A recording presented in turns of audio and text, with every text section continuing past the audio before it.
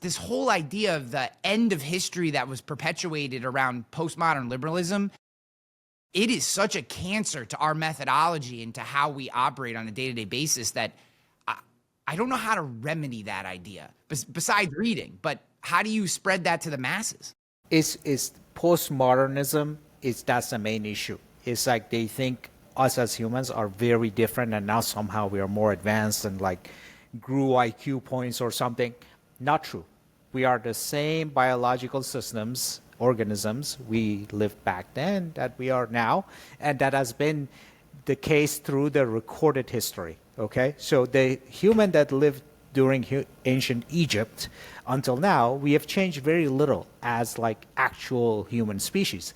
So all those arguments come from a place of arrogance. That's kind of what I'm saying. It's like I am such an evolved human that I am not even comparable, and I have the right to judge that person, even though that person lived like hundreds, 200, 1,000 years ago. And that person did this thing that according to my postmodern values, like they're not correct. Therefore, I'm going to judge that person.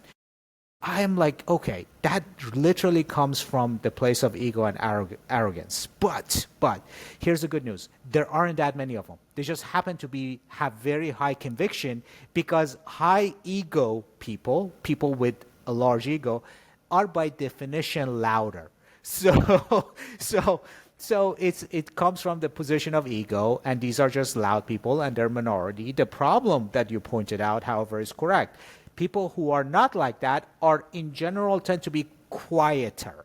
And because of that, it feels like those other people. And also the other thing that happens is that our social behavior is contagious. So loud people, even though I say they're a minority, because the message is constantly repeated and repeated and repeated, it actually rubs on people. Okay, just like I say, broke energy is contagious. Depressed energy is contagious. Happy energy is contagious. It's the same thing. So these people are kind of also rubbing and perpetuating these ideas by just pure repetition and being loud. So and people get influenced by that. That has happened also throughout history. So a few people who were loud, they pushed really terrible ideas on people, Bolshevik Revolution being the case in point. So most people were not on board with Bolshevik Revolution. It was a very unpopular move at the beginning. But then these people were loud and like repeat the message. And over time, like people are like, these people, combination of them winning a little bit and then hearing the message multiple times, people get influenced just through the fact of repetitively hearing a message.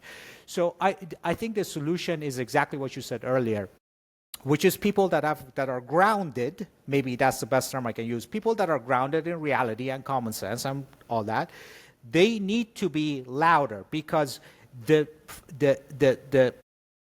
gut reaction when I see a bunch of crazy people saying crazy stuff is for me to say, okay, I'm going to go take my ball and go play somewhere else. That's gut reaction, okay? If we do that, and if all of us do that repeatedly and for long enough, there will be no place to go.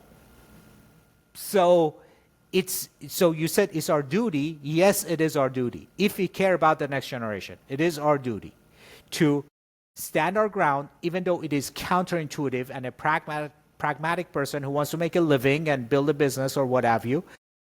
The pragmatic answer is take your ball and go play somewhere else, which is why I left San Francisco. Yeah. But if all of us do that all the time for long enough, there will be no other place for us to take our ball to go and play it.